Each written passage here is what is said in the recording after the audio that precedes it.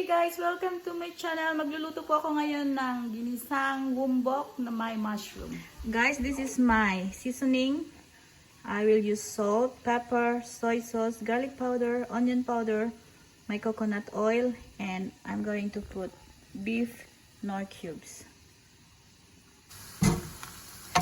So ayan guys, ginisa ko na po yung minced beef. Ginisa ko na siya sa onion and garlic. And nilagyan ko ng little bit soy sauce.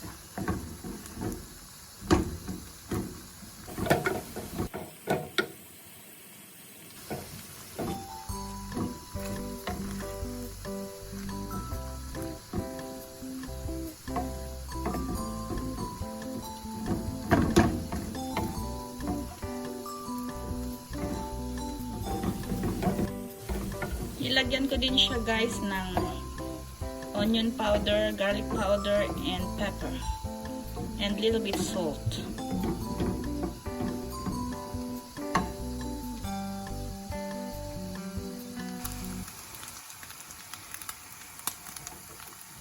Okay guys, it's ready to put the mushroom now. Natutuyo na po siya.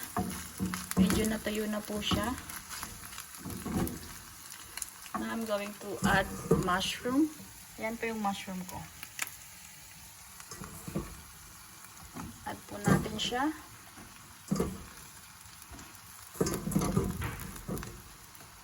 I really like this veggie guys. Ang sarap-sarap po niya.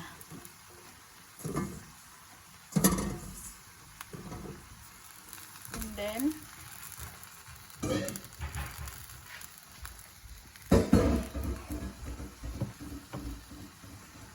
mix lang po natin.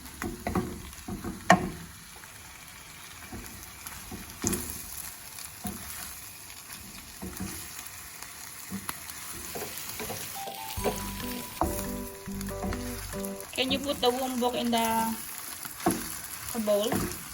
Yung stainless na lang dyan, hugasan. Nahugasan na yung wombok ha.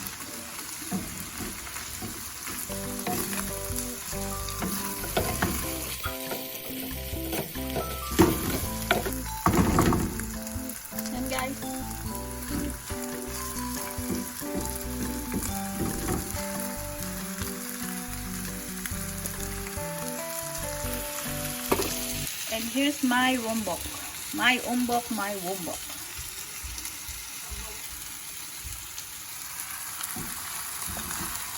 Maya't maya lang po, ilalagay ko na siya.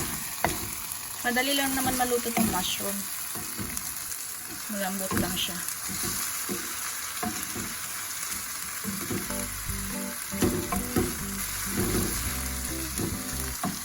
Okay, it's ready. I'm going to put the wombok now.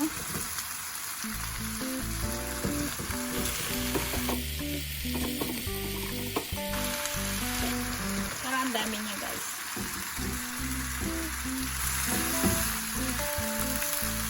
Ulit yung lutoan ko. Okay yan.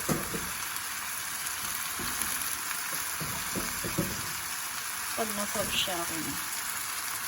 Okay. Hindi ko po siya mahalo kaya lagyan ko po siya muna ng cover. Okay, let's check.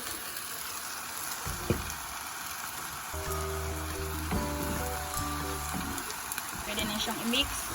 Kasi nag-shrink na yung ano.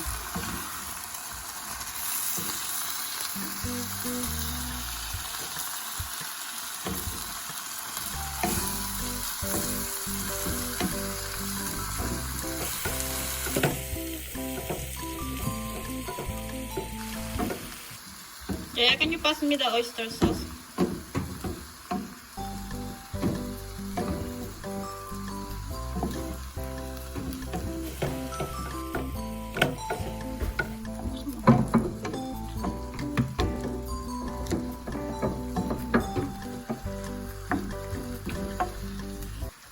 And I'm going to put oyster sauce.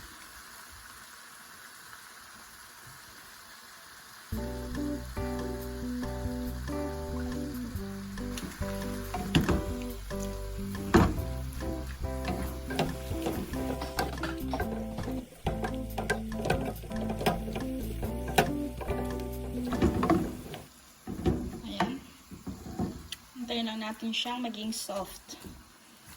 And ready na siya kapag.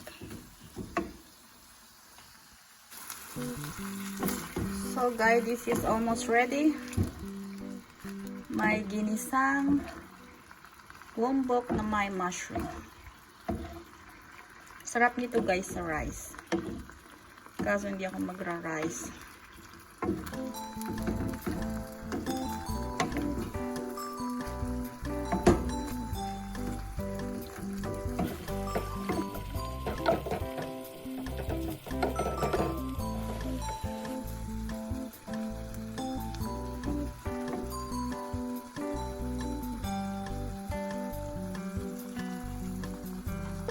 This is my ginisang minced beef with mushroom and wombok.